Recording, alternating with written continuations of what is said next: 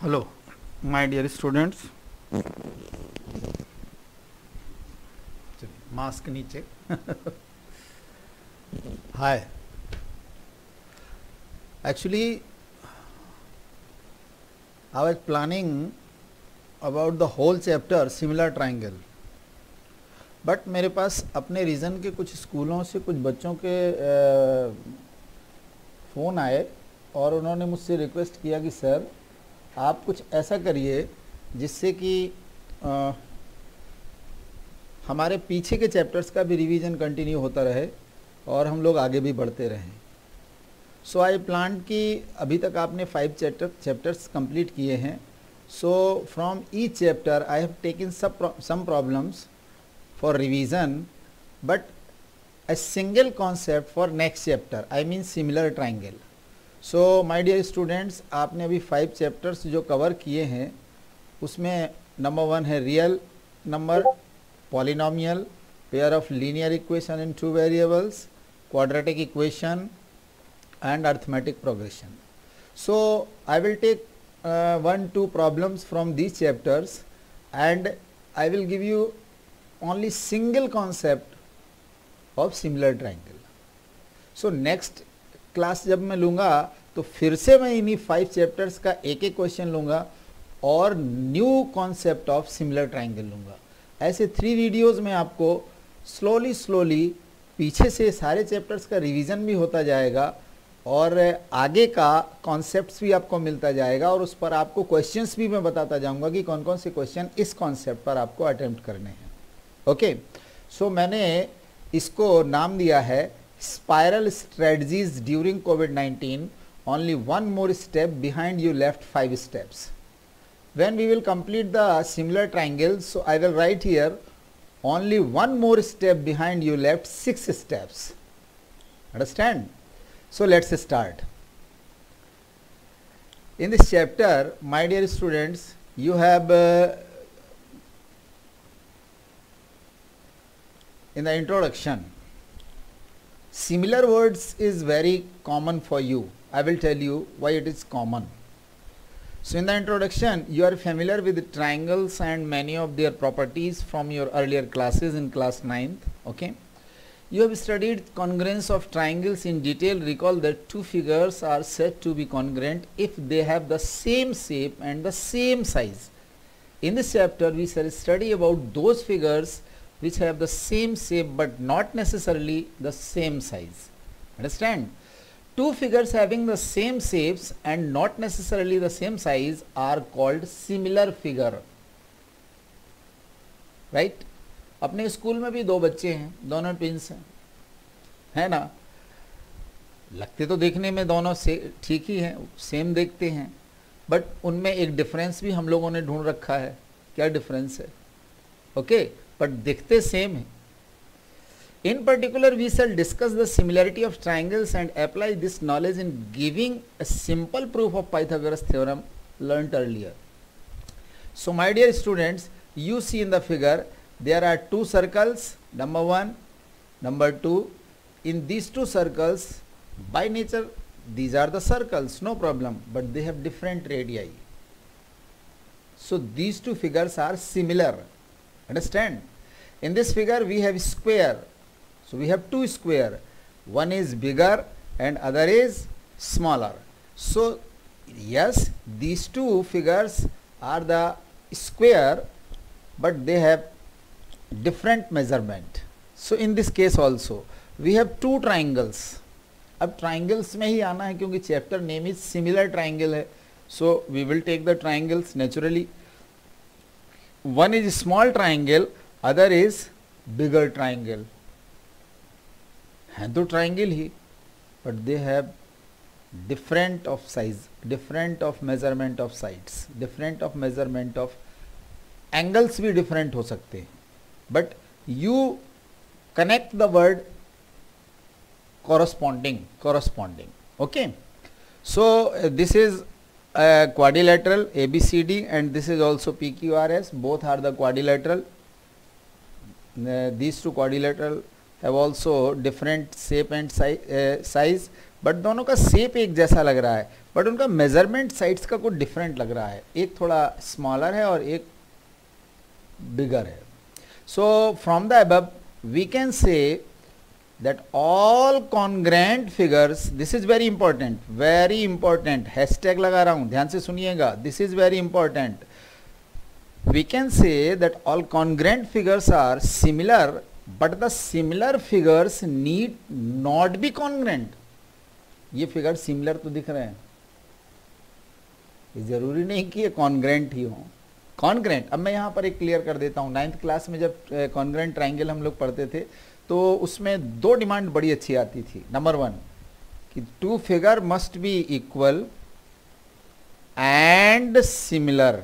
ये शेप देखो, ये वाला, इसका मीनिंग ये हुआ कि कॉन्ग्रेंट फिगर में इक्वलिटी भी चाहिए और कॉन्ग्रेंट फिगर में सिमिलरिटी भी चाहिए. ये जो हल्का सा छोटा वाला सांप बना दिया मैंने, स्नेक बना दिया, देखिए, this is the symbol of similarity, understand? So very important point you have, मैंने hashtag बनाया इसलिए यहाँ पर क्योंकि we can say that all congruent figures are similar but the similar figures need not be congruent. Example आगे लेते हैं. See, Taj Mahal, right? This is real Taj Mahal. Suppose आप गए और आपने अपने कैमरे पर क्लिक किया, फिर आपने इसको घर पे देखा, फिर किसी और ने अपने मोबाइल पे देखा, किसी ने इसी को अपने टीवी पर देखा, ठीक है ना. जब आपने सामने आंखों से देखा, क्वाइट डिफरेंट. पिक्चर में लिया, यस डिफरेंट, बट है तो सेम ताजमहल ही है ना. सपोज आपने ताजमहल विजिट करने के बाद बाहर आए, बहुत सी शॉप्स लगी रहती हैं, वहाँ से छोटे छोटे खरीद लिए और घर में और रिलेटिव्स में या फ्रेंड्स में एक एक को सबको डिस्ट्रीब्यूट कर दिया, उनके घर में भी ताजमहल आ गया, तो क्या वही ताजमहल आया जो आप विजिट करके आए हैं? No.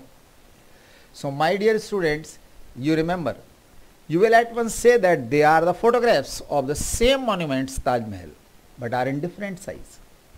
Would you say that the 3 photographs are similar? Yes, they are. So now let's we find out the conclusion. Two polygons of the same number of sides are similar. Listen carefully. Two polygons, same number of sides are similar. Number 1, if their corresponding angles are equal, their corresponding sides are in the same ratio. Same ratio को हम लोग क्या कह सकते हैं? Proportion. My dear student, learn these 2 points immediately, very fast. You have to learn it. Two corresponding angles are their corresponding angles are equal and their corresponding sides are in the same ratio, या proportional कह सकते हैं. जैसे A is to B proportion C is to D proportion E is to F दिया है, तो क्या होना चाहिए? A upon B is equal to C upon D is equal to E upon F. Okay, अगर ये सब प्रोपोर्शन में थे तो इनका रेशियो ऐसे आना चाहिए कि नहीं आना चाहिए? दैट मीन्स प्रोपोर्शनैलिटी है इसमें.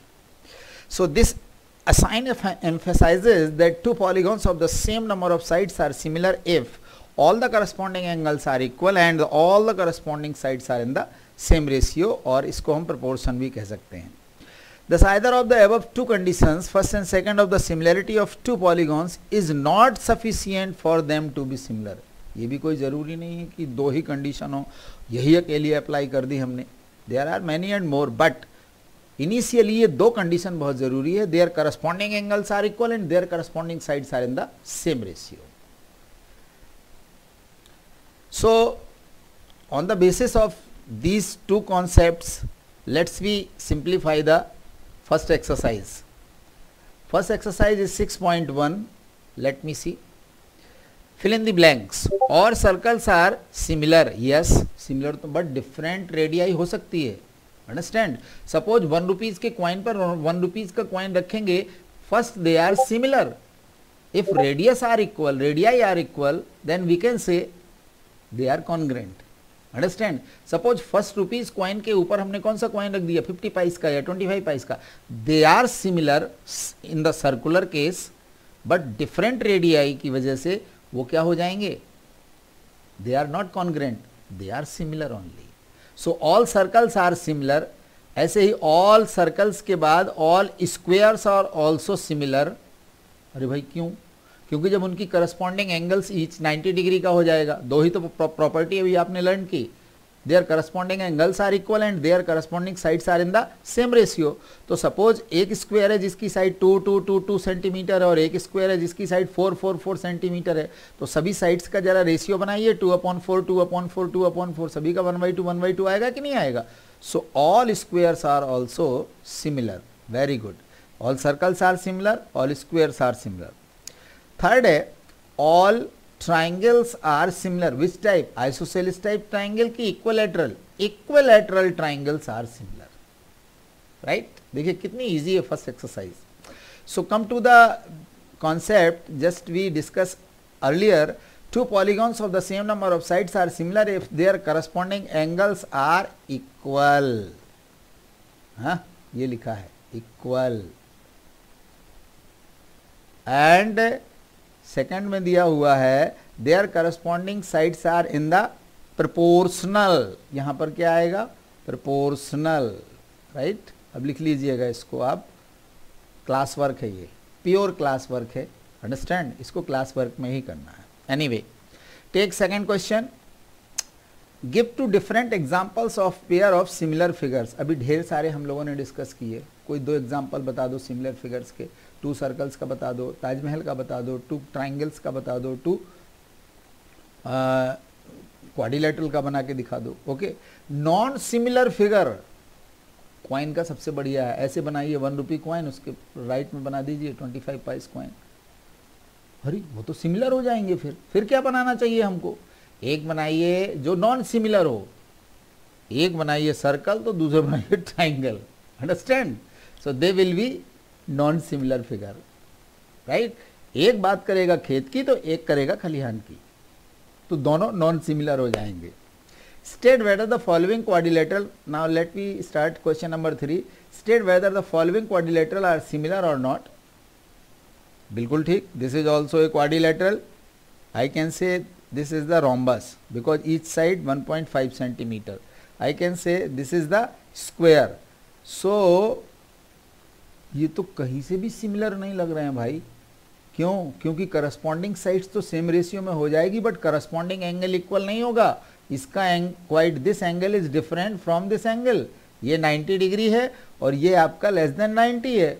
No, these two figures are not similar because yes their sides are in the same ratio, proportional में है sides, but their corresponding angles are not equal. So this is the end of your exercise 6.1 my dear students. Fantastic exercise है और geometry को उतना ही आप मन से पढ़िएगा जितने मन से आपने अलजेब्रा, क्वाड्रेटिक, एपी और ये सब पढ़ा हुआ है। बट ज्योमेट्री अगर आपने स्किल बेस अपना मैथमेटिक्स में नहीं बढ़ाया ज्योमेट्री के थ्रू, तो फिर वो अलजेब्रा लॉन्ग रन नहीं होगा मैथमेटिक्स के लिए। क्यों? क्योंकि geometry is on the base of reasoning, logic, understand? So in this case we will discuss in this chapter only similarity of triangles. तो जहां पॉलीगॉन का हमने कॉन्सेप्ट डिस्कस किया था, क्या डिस्कस किया था पॉलीगॉन में? कि 2 polygons are similar, number 1 if their corresponding angles are equal, number 2 if their corresponding sides are in the same ratio. अब हम उस पॉलीगॉन की जगह पर ओनली क्या पुट करेंगे? ट्राइंगल। क्या पुट करेंगे? ट्राइंगल। कैसे रीड करेंगे? 2 triangles are similar if 1 their corresponding angles are equal and their corresponding sides are in the same ratio. अगर ये दोनों पॉइंट्स मिल गए आपको, then you can say 2 triangles are similar to each other, right? So similarity we will discuss after this theorem. So let me start our first theorem of today. This is very important theorem. मैंने important कहा है but मैं important कभी नहीं लिखता हूँ, मैं लिखता हूँ I J K। I J K का मीनिंग क्या होता है? इसको जरूर करें क्योंकि मैथ्स को पढ़ते नहीं हैं, मैथ्स को करते हैं, अंडरस्टैंड? पढ़ते नहीं हैं, मैथ्स को करते हैं, सॉल्व करते हैं।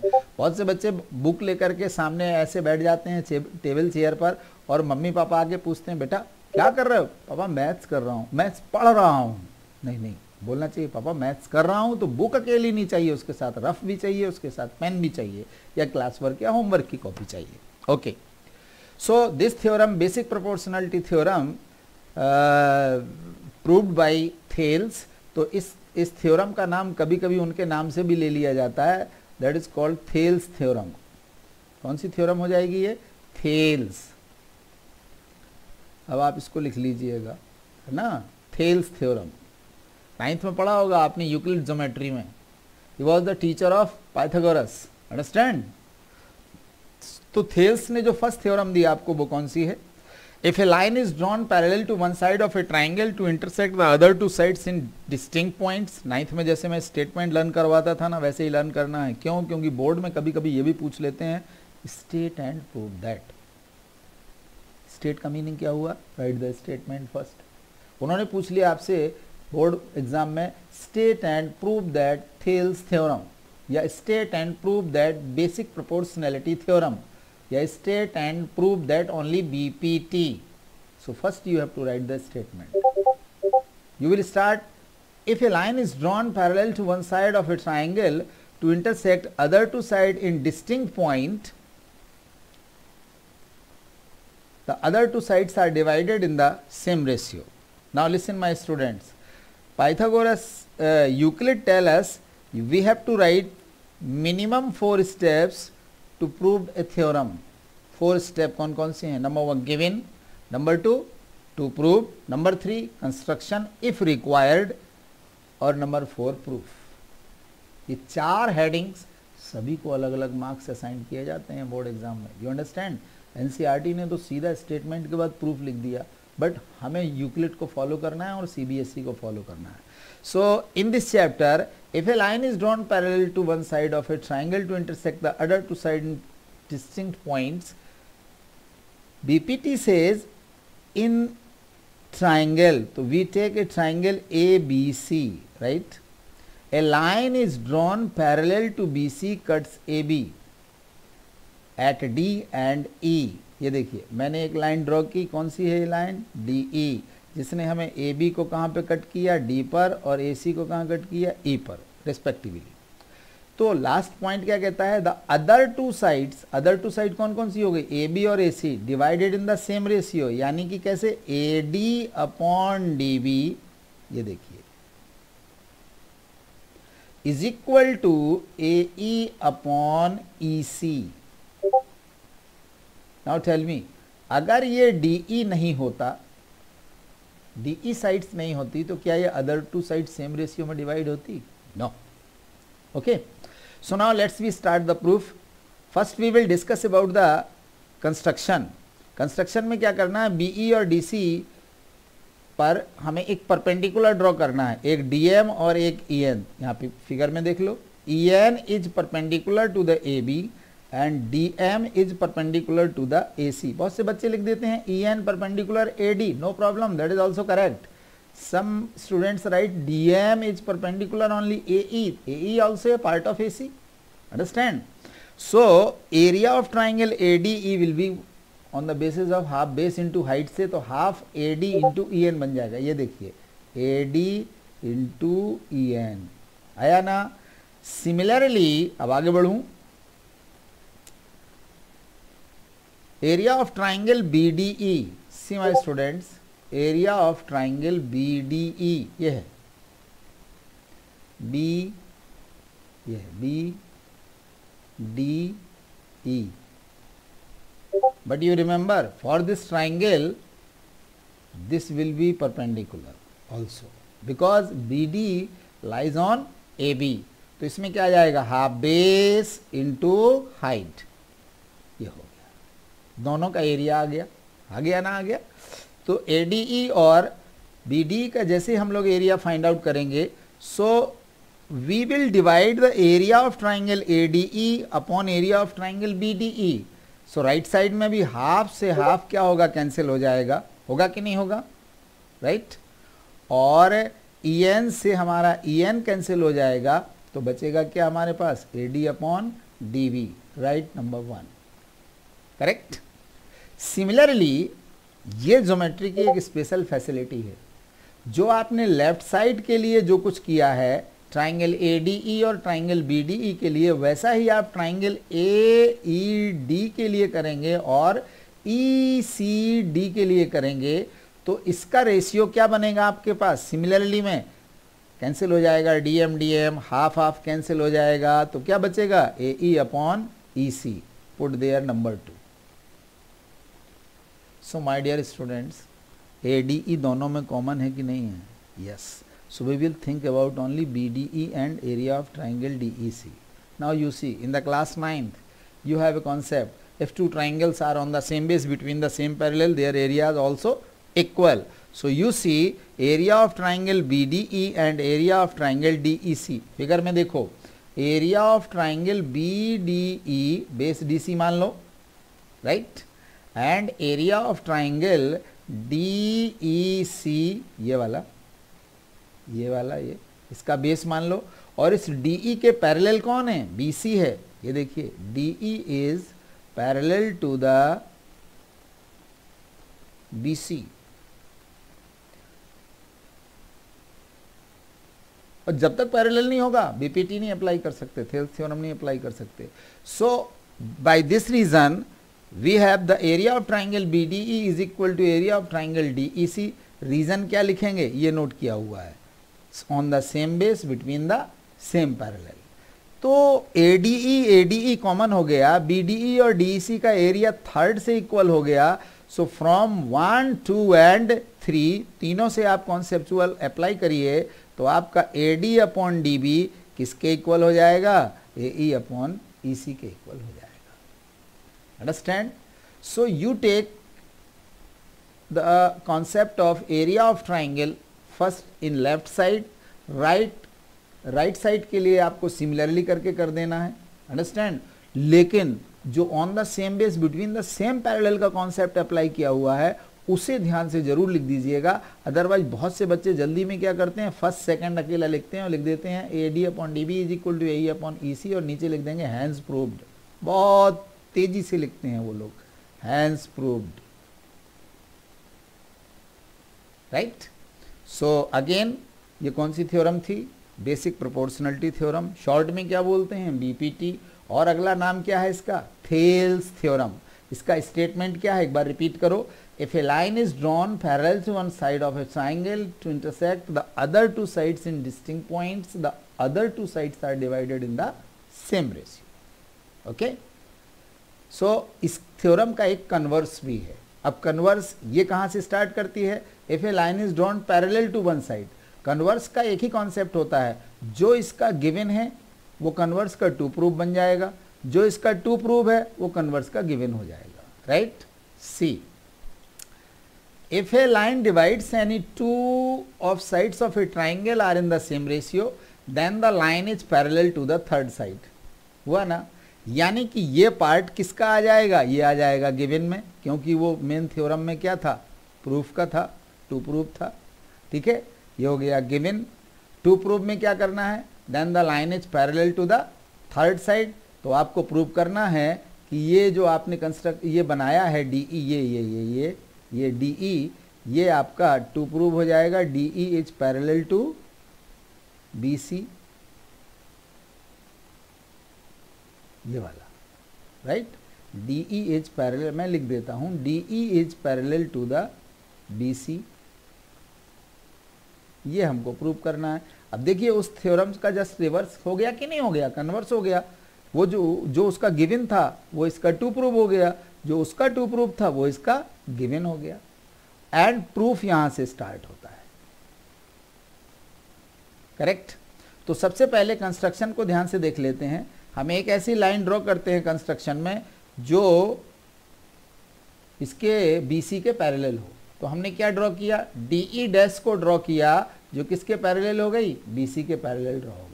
जैसे ही लाइन पैरेलल आएगी वैसे इमीडिएट हमको BPT याद आ जाएगी। If a line is drawn parallel to one side of a triangle, understand. तो इमीडिएट हम क्या लिखेंगे? AD अपॉन DB, ये देखिए, is equal to AE dash upon E dash C। ये देखिए AE डैश और ये हो गया E डैश C। यहाँ लिखा है वाई, एनसीईआरटी का कमाल, बच्चे का टेस्ट कर लेते हैं, यहाँ पे लिख देना by BPT, yes by BPT. But उन्होंने आपको गिवन में दे रखा है शायद, आई थिंक गिवन में क्या दे रखा है, गिवन में दे रखा है AE upon EC that is equal to AD upon DB। ये देखो ये गिवन का पार्ट है, ये वाला ये वाला ये वाला ये वाला, है ना। तो इन दोनों में AD अपॉन DB में और AD अपॉन DB में ये कॉमन हो गया, तो जब ये दोनों इक्वल हो गए तो ये दोनों भी इक्वल होने चाहिए, हो गए ना। तो इन दोनों की इक्वलिटी से हमको क्या मिला, AE upon EC is equal to AE dash upon E dash C why, from ये गिवन से और ये बाई बीपीटी से, ये है वाई का जवाब, ठीक है। If you add both side 1, देखिए यहां पर if you add both side 1, ये ध्यान से देखिएगा, तो आपका ई डैश क्वाइंसाइड्स हो जाएगा। कोई पूछेगा कैसे, तो यहां पर आ जाएगा EC बन जाएगा, EC AE प्लस EC क्या बन जाएगा AC, अपॉन में क्या लिखा हुआ है EC, बोथ साइड ऐड करने पर उसके बाद का स्टेप है ये AE dash plus E dash C plus 1 में है ना, तो ये भी क्या बन जाएगा AC, अपॉन में ये क्या आ जाएगा E डैश C,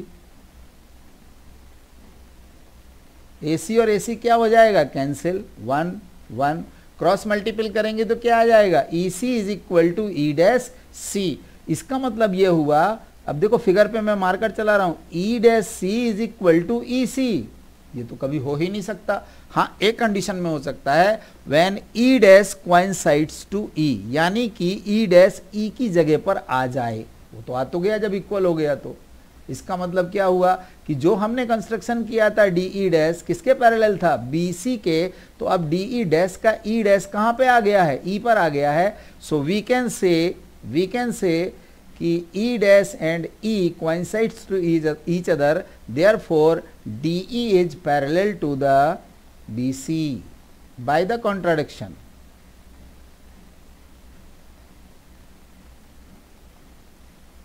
और नीचे लिख देना है, अंडरस्टैंड। तो कन्वर्स थ्योरम, मेन थ्योरम को पहले सीखिए। कन्वर्स थ्योरम का एक ही कॉन्सेप्ट होता है कि वो मेन थ्योरम्स का जस्ट कन्वर्स होती है, कि उसका गिवन इसका टू प्रूफ बन जाता है, उसका टू प्रूफ इस थ्योरम का गिवन बन जाता है। अब इन दोनों का एप्लीकेशन जरा ध्यान से देखिए। एप्लीकेशन ऑफ बीपीटी ध्यान से देखिएगा, होगा इसी ट्राइंगल में ही होगा। इसने इस क्वेश्चन में दिया LM parallel to the CB, ये देखो ये LM किसके पैरेलल है, CB के है। अगर इसमें मैं BPT अप्लाई करूंगा तो क्या लिखूंगा, AL upon LC is equal to AM upon MB। एक चीज और हो सकती है, अगर AL upon LC AM upon MB में बोथ साइड 1 ऐड कर दें तो ये क्या बन जाएगा, AL upon AC is equal to AM upon AB, बनेगा कि नहीं, बोलिए।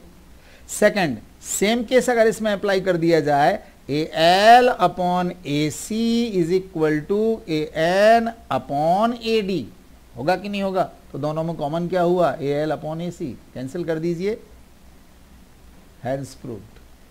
क्या लिखेंगे, reason by BPT, by BPT। अब कन्वर्स का यूज करके देख लेते हैं। इस थ्योरम में, इस क्वेश्चन में देखिए DE किसके पैरेलल है, ये देखिए यहाँ पर, ये DE इस OQ के पैरेलल है। DF किसके पैरेलल है बेटा, ये DF आपका OR के पैरेलल है ना। तो बताइए क्या ट्राइंगल AOQ में हम लोग PPT अप्लाई कर सकते कि नहीं, बिल्कुल। तो क्या आएगा, PD upon DO is equal to PE upon EQ आएगा ना। ऐसे इधर ले लीजिए राइट साइड में, PF upon FR is equal to PD upon DO। Common क्या है दोनों केस में, PD अपॉन DO। जैसे ही कैंसिल होगा तो आपके दोनों इक्वेशन से क्या मिला, PE upon EQ that is equal to PF upon FR। तो याद करिए कन्वर्स ऑफ BPT क्या बोलती है, क्या बोलती है, याद आया स्टेटमेंट कि if a line divides the other two sides in the same ratio then the line is parallel to the third side। तो बताइए PE अपॉन EQ आएगा, PEF अपॉन FR आएगा, तो ये आपका एफ ई किसके पैरेलल हो जाएगा, क्यू आर के पैरेलल हो जाएगा। एफ ई या E F is parallel to Q R. ये कॉन्सेप्ट है, ये होगी by converse of B P T. बस ये है मेरा अभी तक का 6 स्टेप। मैंने खाली इसमें 2 कॉन्सेप्ट दिए हैं। Number 1, 2 figures, 2 triangles are congruent. Number 1, if their corresponding angles are equal. Number 2, if their corresponding sides are in the same ratio. और सेकंड मैंने आपको बताई है कौन सी, बीपीटी या बेसिक प्रोपोर्शनलिटी थ्योरम या थेल्स थ्योरम, और इस थ्योरम का कन्वर्स और उन दोनों पर एक एक प्रॉब्लम। बस यही आपको इतना होमवर्क में करना है। अब आपको इस वीक के लिए जो प्रैक्टिस करने हैं चैप्टर 1 to चैप्टर 5 तक, मैं आपको हिंट कर देता हूँ क्या क्या। Chapter 1, explain 3 into 5 into 7 plus 7 is a composite number. Chapter 1 से ले लिया मैंने। ये देखिए, वी हैव द सॉल्यूशन। इसमें आपने 3 into 5 into 7 किया तो 105 आ गया, और प्लस 7 किया तो 112 आ गया। बहुत से बच्चे ऐसे भी करते हैं, इस पूरे मटेरियल में 7 अगर वो कॉमन ले लेंगे तो ब्रैकेट में क्या बचेगा, 15 + 1, और जब वो 15 + 1 करेंगे तो ये 16, इट बिकम 16, 7 जा तो कितना आएगा, 112 भी आएगा। एनीवे, अब 112 के आप प्राइम फैक्टराइजेशन से निकालिए तो क्या आएगा, 2 × 2 × 2 यानी 2 power 4 × 7 आया कि नहीं आया। उसने कहा ये कंपोजिट नंबर, तो सबसे पहले तो बच्चे को ये पता होना चाहिए what is composite number, A number which has more than 2 factors. Understand? So it is product of prime 2 and 4। ये देखिए 2 और 7 के ये प्राइम फैक्टर्स इसमें आए हैं। It has more than 2 factors, hence it is composite. Simple है ना, बहुत पूछा जाता है, 2 मार्क्स में आता है, कम से कम 2 मार्क्स में, क्योंकि वो कह रहा है explain. Next, so that 12 raised to the power n can and with the digit 0। देखिए, जब भी कोई नंबर एंड का डिजिट 0 लाना हो तो आपके पास यू नीड टू 2 फैक्टर, 1 2 और दूसरा होना चाहिए 5। अगर किसी के फैक्टराइजेशन में, ध्यान से सुनिएगा, आपका एंड का डिजिट 0 चाहिए, चाहे 10 नॉर्मल ले लो, चाहे 1/10 ले लो, चाहे कोई भी नंबर ले लो, बस उस नंबर में आपको 2 फैक्टर सर्च करने हैं। फैक्टर्स पहला 2 चाहिए और उसमें एक 5 भी चाहिए। अगर 2 और 5 है, that means this number may be end of digit 0, but see 12 power n, any number ends off with the digit 0 or 5, it is always divisible by 5। पक्का 5 से डिविजिबल होना चाहिए। सो 12 power n ends with the digit 0, it must be divisible by 5। मानी n की कोई भी value रख दो आप यहाँ पर, बट जो भी आए वो 5 से डिविजिबल होना चाहिए। So how can it will be possible? This is possible only prime factorization of 12 power n contains the prime number 5। So 12 के फैक्टर जब निकाले इन्होंने तो इनके पास क्या है, 2 power 2 × 3। तो उसने कहा 12 power n के क्या होंगे, 2 power 2 × 3 whole power n। So it become 2 power 2n and 3 power n, since there is no term contain 5। इन पूरे फैक्टर्स में कहीं भी 5 नहीं आया, hence there is no value of n belongs to natural number for which 12 power n ends with the digit 0 or 5। तो जो भी 0 या 5 से पूछा जाए तो आपको बस इतना सा ही लॉजिक लिखना है कि उस 12 power n के ये फैक्टर निकाल के देख लीजिए, क्या इसमें 2 तो है बट क्या नहीं है, 5 नहीं है। किसी नंबर में 5 अकेला आएगा, 2 नहीं आएगा, बोल देना नहीं, it can not be end with digit 0। Understand? जिसमें 2 और 5 दोनों आ जाएं बट अदर कोई प्राइम नंबर आ जाए, 3 आ जाए, 7 आ जाए, no, it can not be. Understand? Please try to understand. Now this is the question. आपसे पूछा गया था, बहुत से मैंने वीडियोस में बताया था कि how to prove that √2 √3 irrational. Understand? How to prove that 3 √2 irrational, how to prove that 3 - √2 irrational, correct? But now in this case I would like to take both number are inside the root, radical. Root P plus root Q is rational, how to prove that? बहुत सिंपल है, where P and Q are primes. See root P और root Q is rational, suppose let करेंगे हम लोग, and that is equal to a, इसको root P plus root q को a के इक्वल लेंगे, बट यहाँ पर लिख देंगे वेयर ए इज रैशनल, क्योंकि किसी भी रैशनल को प्रूव करना है तो पहले उसको रैशनल के इक्वल लेट करना ही पड़ता है, करेक्ट। अब हम क्या करेंगे, ट्रांसपोज करेंगे रूट पी को राइट साइड में, तो root Q is equal to ये आ जाएगा। जैसे ही ऑन स्क्वेयरिंग बोथ साइड करेंगे तो यहाँ पे लगेगा a माइनस बी का होल स्क्वायर, तो q इज इक्वल टू आ जाएगा a square plus P minus, देखिए ये हमने आइडेंटिटी अप्लाई कर दी इसमें। नाउ यू सी, अब हमको ऐसे ट्रांसपोज करना है इस साइड के सभी टर्म्स को कि लेफ्ट में आने के बाद ये बने a square plus P minus Q upon 2a, और लेफ्ट में क्या बचेगा, रूट पी। अब ये कंपटीशन हो गया इस रैशनल का, जो राइट साइड में जो रैशनल बनी है और जो लेफ्ट में है रैशनल का, ये कंपटीशन आपको जस्टिफाई करना है। तो कैसे लिखेंगे, which is a contradiction as the right hand side is rational, ये देखो एनसीईआरटी भी यही कहती है, numbers while root P is rational. ये कॉन्ट्राडिक्शन हो गया कि नहीं हो गया, ये वर्ड आना बहुत जरूरी है, there is contradiction since P and Q are prime numbers, so declare कर दीजिए आप, therefore या hence root p plus root q is irrational. Good. Take another question. Form a quadratic polynomial whose zeros are minus 3 and 4. ये NCERT का best problem है। सबसे पहले तो आपको अगर क्वाड्रेटिक बनाना है तो लेट करना पड़ेगा कि पॉलिनोमियल भी ax square plus b x plus c है, ठीक है ना। फिर आप उन दोनों के sum of zeros is equal to minus b upon a से ए की वैल्यू निकालेंगे। देखिए ए की वैल्यू कैसे आती है, ये देखिए इन दोनों का क्या निकालते हैं, एलसीएम, करेक्ट। फिर प्रोडक्ट ऑफ जीरोस पर आएंगे सी अपॉन ए, तो माइनस बी अपॉन ए सी अपॉन ए में ए की कॉमन वैल्यू क्या आ गई, 1, राइट। ये 1 अगर आप इसमें पुट करेंगे तो बी की वैल्यू क्या आ जाएगी, -1, और फिर c अपॉन ए में भी a की वैल्यू पुट करेंगे तो क्या आ जाएगा, -12। When we got a1 b -1 c -12, put in the standard polynomial case ax square plus b x plus c में, दिस इज योर आंसर। अब इस पर मत जाइए, this is also correct answer. फिर इसने सभी को 2 से डिवाइड करके रख लिया, कोई ज़रूरत नहीं है, आप इसको बस आप इतना ही बोर्ड में छोड़ के आइए। एक मेथड जो पूरे कंट्री में पॉपुलर है, क्या है वो method, sir x square minus sum of the zeros into x plus product of the zeros.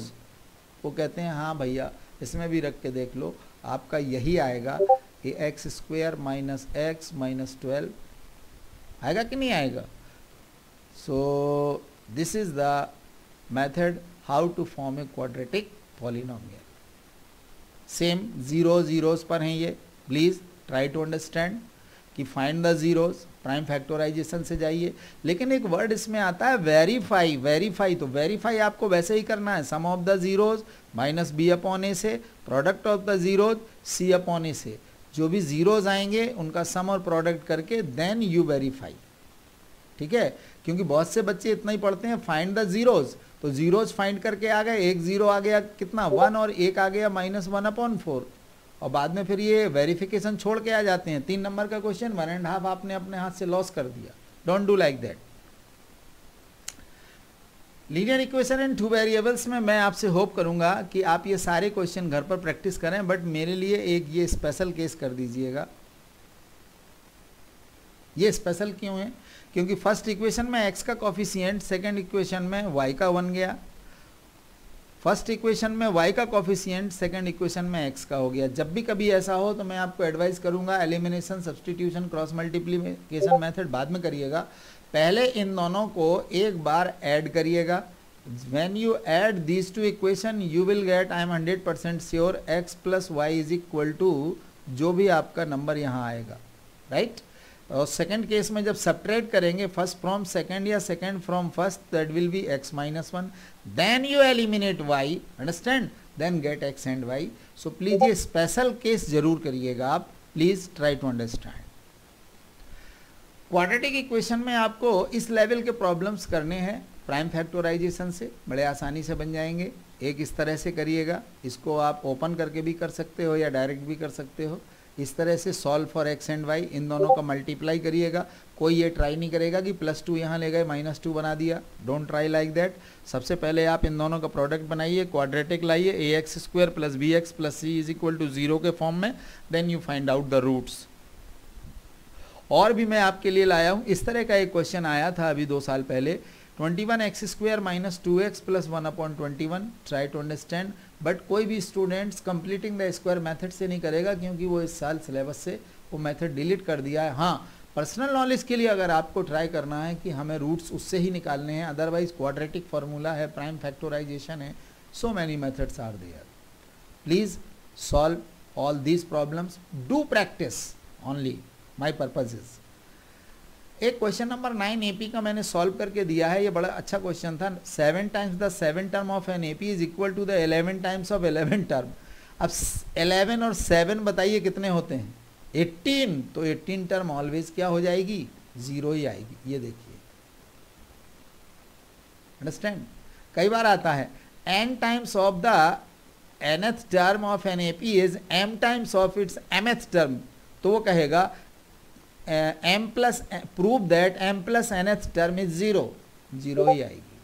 Try to अंडरस्टैंड। ये दोनों कॉन्सेप्ट को मैं डाल देता हूँ, अच्छी तरह से करना। और इसको मैंने क्या दिया है? IJK, not IMP। इसको मत पढ़ो नहीं, इसको जरूर करो, अंडरस्टैंड। एक और मैंने आपको दिया है, ये question number 10, in an AP SN = 3n² + 5n, right, जिसमें an या AK = an लिख देता हूँ। 164 है, सो आपको इसमें n की वैल्यू फाइंड करनी है। an डायरेक्ट भी निकाल सकते हो SN - SN - 1 से। SN आपका यही आ जाएगा। SN - 1 जब इसको बनाएंगे तो जहाँ जहाँ n लिखा हुआ है, ये n है ना, तो यहाँ n - 1 का होल स्क्वायर और यहाँ n - 1, ये देखिए, ये देखिए, इसी में सिंप्लीफाई कर दीजिए। जैसे ही सिंप्लीफाई करेंगे तो an = आ जाएगा 6n + 2। जैसे इसमें आप 1 2 3 पुट करोगे, फट से आपका जो है AP आ जाएगी, then you can solve it. Okay,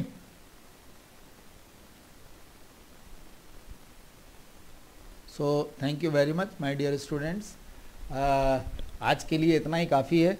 सबसे पहले आप सिमिलर ट्राइंगल के उस कॉन्सेप्ट को फिर से एक बार 2 लाइन में मैं रिवाइज कर देता हूँ कि 2 polygons are similar if their corresponding angles are equal, right, and their corresponding sides are in the same ratio or proportional।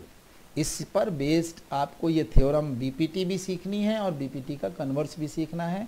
तो जितने भी क्वेश्चंस मैंने आज यहाँ डिलीवर किए हैं, वो क्वेश्चंस आपको ओनली उससे सिमिलर ट्रायंगल से होमवर्क में लेना है, खासतौर से एक्सरसाइज 6.1 और 6.2 के भी उसमें मैंने 2 क्वेश्चन दिए हैं।